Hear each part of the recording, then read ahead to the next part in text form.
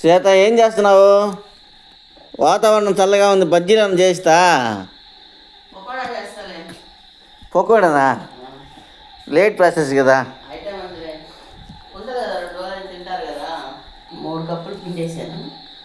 అవును, అంత పిండి ఎందుకు వేస్తున్నావు? ఉంటుంది కదా 4 రోజులు ఏడకపోతే. సరే సరే. అంటే చల్లగా ఉంది, దంచుకోవడానికైనా పనికొస్తుంది. ఏంది అది? బియ్యం పిండి ఎన్ని? 3 కప్పులు. శనగపిండి 3 కప్పులు, బియ్యం పిండి 3 కప్పులా? ఒక అర కేజీ అరగట్లు.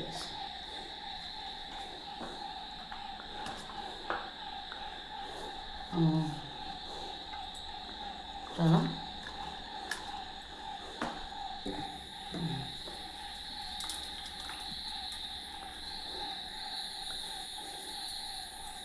దీంట్లో మొత్తం 3 కప్పులు శనగపిండి, 3 కప్పులు బియ్యం పిండి, అర కేజీ ఎర్రగడ్డలు, పచ్చిమిరపకాయలు తరిగి, కరివేపాకు, కొత్తిమీర, అల్లం పేస్టు, రుచికి తడగపడ, ఉప్పు కూడా వేసావుగా.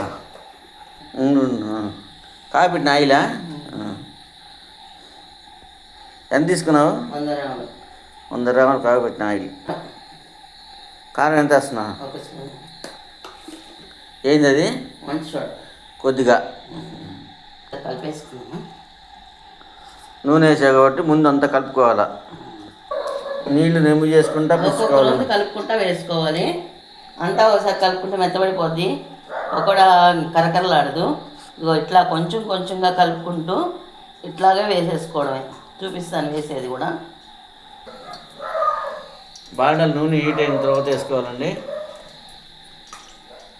కొద్ది కొద్దిగా కలుపుకోవాలి, అంతా ఒకసారి కలుపుకోకూడదు.